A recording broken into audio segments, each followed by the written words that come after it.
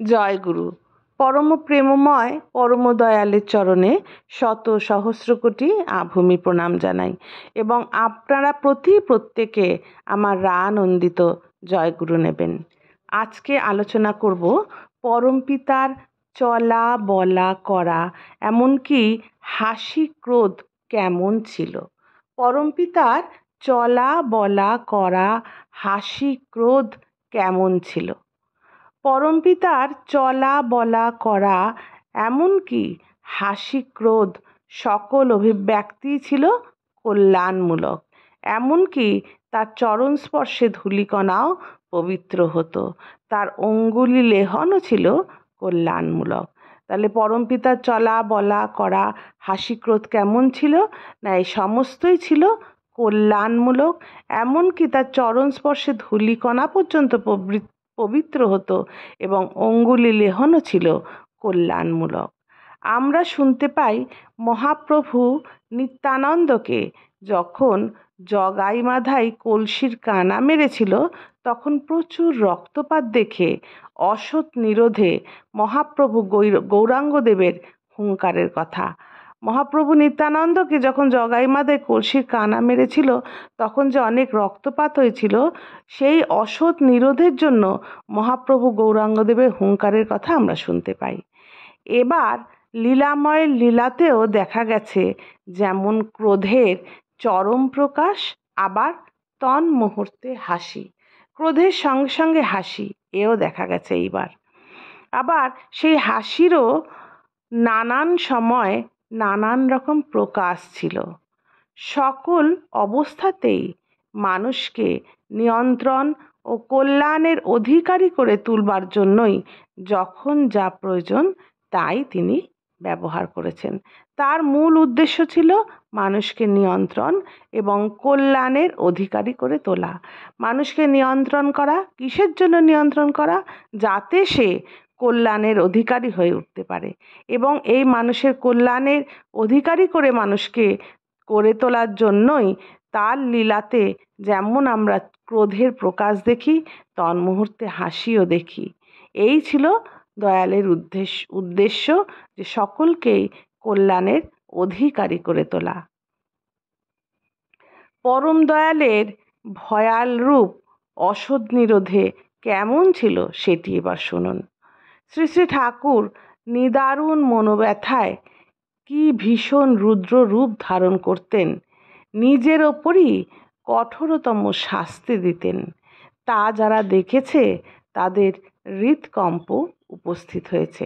এক এক সময় পরম দয়ালের নিদারুণ রূপ তারা প্রত্যক্ষ করেছেন এবং দয়াল নিজেকেই নিজে শাস্তি দিতেন। এই দৃশ্য যারা দেখেছে তাদের হৃৎকম্প উপস্থিত হয়েছে। ঠাকুর বলতেন, সকলকেই আমি বলে আমার অঙ্গস্বরূপ মনে করি। শ্রী শ্রী ঠাকুর কি বলতেন? সকলেই যেন আমি, সকলকে আমি বলে আমার অঙ্গস্বরূপ মনে করি। তাই অন্যের দুর্নীতিতে তীব্র ব্যথায় তাকে শাস্তি দেওয়া উচিত হলেও তার কষ্ট হয় বলে তার হয়ে নিজেই আমি শাস্তি গ্রহণ করি, তাকে দোষমুক্ত করার জন্য, পরিশুদ্ধ করার জন্য। ঠাকুর কি বললেন? যে সকলেই যেন আমি, সকলকেই আমি বলে আমার অঙ্গস্বরূপ মনে করি।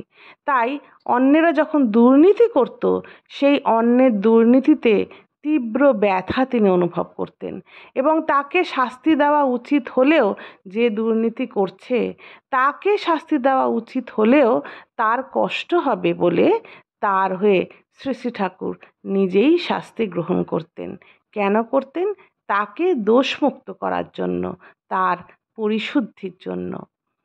এই আমার পরম দয়াল, নিত্য যিনি লোককল্যাণে নিত্য লীলা মাধুর্যে বিশ্বে সবার প্রাণে পরম চেতন সম্পদে প্রত্যেককে সঞ্জীবিত করে রাখেন।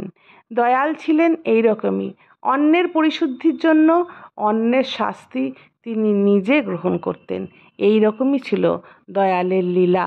লোককল্যাণের জন্য তার নিত্য লীলা মাধুর্যে বিশ্বে সবার প্রাণে পরম চেতন সম্পদে প্রত্যেককে তিনি সঞ্জীবিত করে রাখতেন। এই তার স্বরূপ ছিল, এই ছিল তার নিত্যলীলা। যিনি এই বইটি লিখেছেন তিনি হলেন ডক্টর ধীরেন্দ্র কিশোর ভট্টাচার্য। তিনি বলছেন প্রথম দয়াল দর্শন তিনি করতে এসেছেন। করতে এসে কি দেখছেন না, গেট বন্ধ, কেউই ঢুকতে পারছেন না। কি আর ভাবি, কি আর করি, গেটের ভেতর তিনি কি দেখছেন না, গেটের ভেতরে কাছাকাছি একটু দূরে একটি মোড়ার আসনে দয়াল বসে আছেন। গেটের ভেতরে একটু দূরে একটি মোড়ায় দয়াল বসে আছেন। জনৈক ভক্তের সঙ্গে কি যেন কথাবার্তা বলছেন। তার শ্রীমুখ দেখা যায়, খুব লাল দেখাচ্ছে, মাথার চুল ধরে টানছেন। দয়ালের মুখটি খুব লাল দেখাচ্ছে এবং তিনি তার নিজের মাথার চুল ধরে টানছেন। কারণ কি আমি বুঝতে পারলাম না। বোধহয় আমি পাপী, তাই ওই রূপ আমি দর্শন করলাম। যিনি দর্শন করছেন ডক্টর ধীরেন্দ্র কিশোর ভট্টাচার্য। তিনি ভাবছেন আমি মনে হয় খুব পাপী, সেই জন্যই পরম দয়ালের এই রূপ আমি দর্শন করলাম। আমি সন্ত্রস্ত হয়ে ভয় বিহ্বল হলাম। দয়াল একটু পরে উঠে প্রাচীরের সম্মুখে কোমরে হাত দিয়ে দাঁড়ালেন। হঠাৎ শ্রদ্ধেয় শরতালদাদা আমাকে দেখে কাছে আসলেন এবং বললেন, ধীরেনদা, আজ ঠাকুর দর্শন হবে না। আশ্রমে কি এক ঘটনা ঘটেছে, ঠাকুর যে কি করেন বলা যায় না। তিনি এসে কি বললেন যে, ধীরেনদা, আজকে ঠাকুর দর্শন হবে না। কেন হবে না? না, আশ্রমে এক ঘটনা ঘটেছে, তাতে ঠাকুর যে কি করেন তাই বলা যায় না, তাই আজকে ঠাকুর দর্শন হবে না। তখন আশ্রমে এক ঘটনা ঘটায়, তিনি বিভ্রান্ত, তাই ঠাকুর দর্শন হবে না, এই কথা তিনি জানান। তখন ধীরেনদা বলছেন, আমি বললাম, আমি তো জানি দয়ালকে দয়াল বলে। তিনি মঙ্গল স্বরূপ, মঙ্গলের প্রতীক। পরম কল্যাণেই এই লীলা মাধুর্য। তিনি যে এইভাবে লীলা করছেন তার পেছনেও মঙ্গল লুকিয়ে আছে। পরম কল্যাণেই এই লীলা মাধুর্য। তার এই ভয়াল রূপও কারোর মঙ্গল করছে। তিনি গিয়ে ঠাকুরকে এই কথা নিবেদন করলেন। ধীরেনদা যে এই কথা বললেন, তিনি গিয়ে ঠাকুরকে এই কথা নিবেদন করলেন। নিবেদন করা মাত্র দেখলাম মুহূর্তের মধ্যে তার অভূতপূর্ব হাসি। মনে হলো চারিধার যেন হাসছে। এই কথা নিবেদন করার সঙ্গে সঙ্গে দয়ালের অভূতপূর্ব হাসি ধীরেনদা প্রত্যক্ষ করলেন এবং মনে হলো চারিধার যেন হাসছে। ইশারা করলেন যেতে, গেট খুলে দেওয়া হলো। আমি দৌড়ে গিয়ে শ্রী ঠাকুরের চরণে লুটিয়ে পড়লাম। ঠাকুরও প্রাণকারা কথায় বললেন, কখন আইছিস, খাইছিস তো? শ্রী ঠাকুরের দরদ ভরা কথায় আমার প্রাণে যে কি আনন্দ, বোঝে প্রাণ বোঝে যার, যেন আমার নবজীবনের সঞ্চার হলো।